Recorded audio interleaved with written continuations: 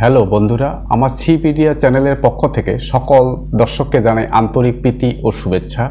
আমার প্রিয় ভাই বোনেরা, আপনারা অনেকেই গ্রন্থাগার বিজ্ঞানের সিলিপ এবং বিলিপ এমলিপ কমপ্লিট করে চাকরির পরীক্ষার জন্য প্রস্তুতি নিচ্ছেন এবং গ্রন্থাগারিক হওয়ার জন্য বিভিন্ন প্রতিযোগিতামূলক পরীক্ষা দিচ্ছেন।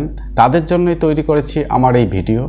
আমার এই ভিডিও তৈরি করার মূল উদ্দেশ্যই হলো গ্রন্থাগার বিজ্ঞানের প্রতিযোগিতামূলক পরীক্ষাগুলিতে কী ধরনের প্রশ্ন আসে এবং উত্তর কতটুকু লিখতে হয়, এসব বিষয়ে ধারণা দেওয়ার জন্যই আমার এই ভিডিও। বন্ধুরা, আজকে শুরু করতে যাচ্ছি। আজকে আমার ভিডিওর প্রথম কোশ্চেনটি হলো, ডিডিসি স্কিমটি কী ধরনের স্কিম? এটির উত্তর হলো, এই ডিডিসি ডিউই ডিসিমাল ক্লাসিফিকেশন স্কিমটি একটি এনুমারেটেড স্কিম বলা হয় একে, অর্থাৎ ডিডিসি স্কিমটি একটি এনুমারেটেড স্কিম। দ্বিতীয় কোশ্চেনটি, ডায়াল এ ফ্যাক্ট পদ্ধতি কী? এটি একটি পদ্ধতি যেটি উন্নত দেশগুলিতে হয়ে থাকে। উন্নত দেশগুলির গ্রামীণ পরিষেবা দেবার জন্য গ্রন্থাগারিক ফোনের মাধ্যমে তথ্য সরবরাহের জন্য অনুরোধ পায়। অর্থাৎ উন্নত দেশগুলিতে গ্রামগঞ্জে পরিষেবা দেওয়ার জন্য গ্রন্থাগারিককে ফোনের মাধ্যমে গ্রাম থেকে তথ্য দেওয়ার জন্য অনুরোধ জানানো হয় এবং গ্রন্থাগারিক সেই তথ্য ফোনের মাধ্যমে গ্রামগুলিতে দিয়ে থাকেন।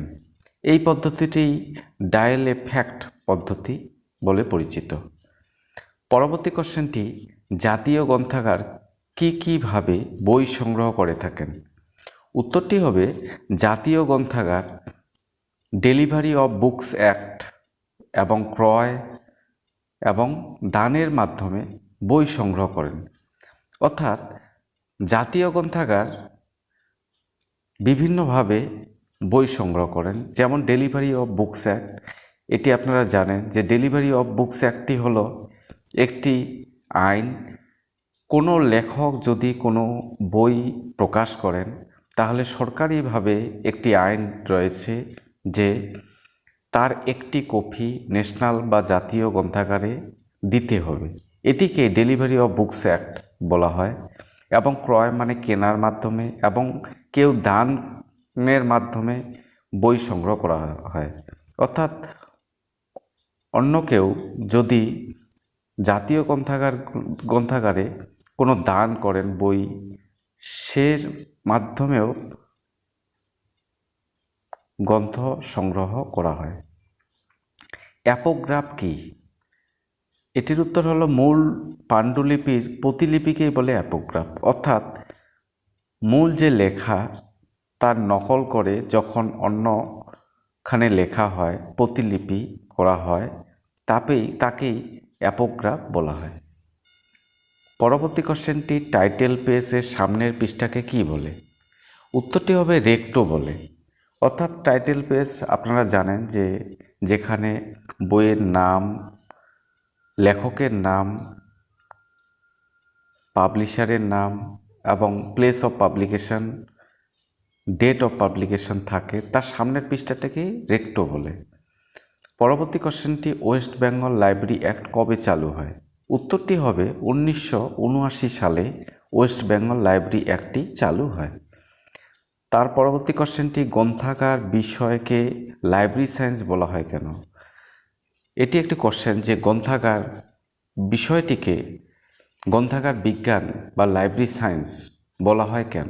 উত্তরটি হবে, গ্রন্থাগারে বই রাখা থেকে সংরক্ষণ পর্যন্ত উভয় পদ্ধতি বৈজ্ঞানিক পদ্ধতি মেনে করা হয় বলে একে লাইব্রেরি সায়েন্স বলা হয়।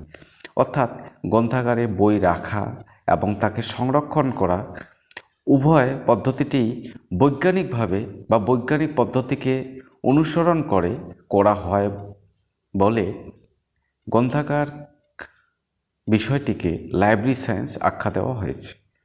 পরবর্তী কোশ্চেনটি, দশমিক বর্গীকরণ কবে চালু হয়? উত্তরটি হবে 1899 সালে দশমিক বর্গীকরণ চালু হয়। তো বন্ধুরা, আজকে এই সংক্ষিপ্ত ভিডিও ছিল এটি আমার। Thank you for watching my video. Thank you.